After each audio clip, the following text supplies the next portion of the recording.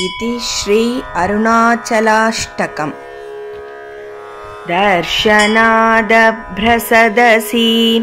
जननात् कमलालये काश्यां तु मरणान्मुक्तिः स्मरणादरुणाचले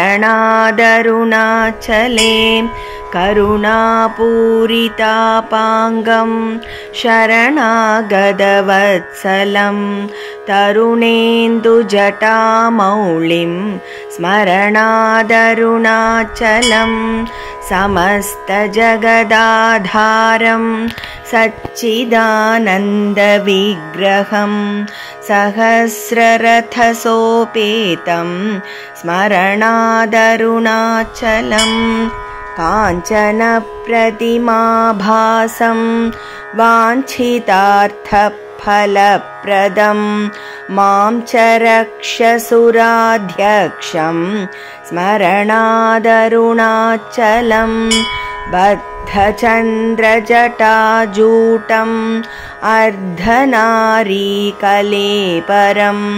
वर्धमानदयाम्भोधिं स्मरणादरुणाचलं काञ्चनप्रतिमाभासं सूर्यकोटिसमप्रभं बद्धव्याघ्रपुरीध्यानं स्मरणादरुणाचलं शिक्षयाखिलदेवारी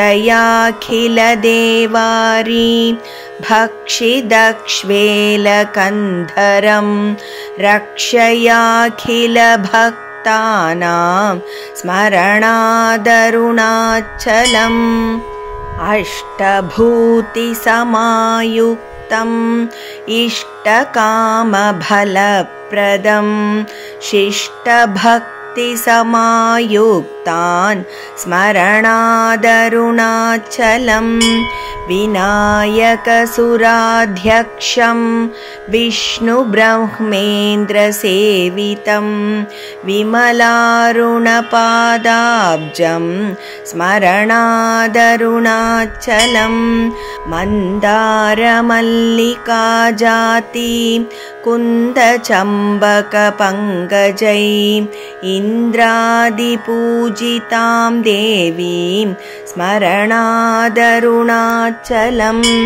सम्पत्करं पार्वतीशं सूर्यचन्द्राग्निलोचनं मन्दस्मितमुखाम्भोजं स्मरणादरुणाचलम्।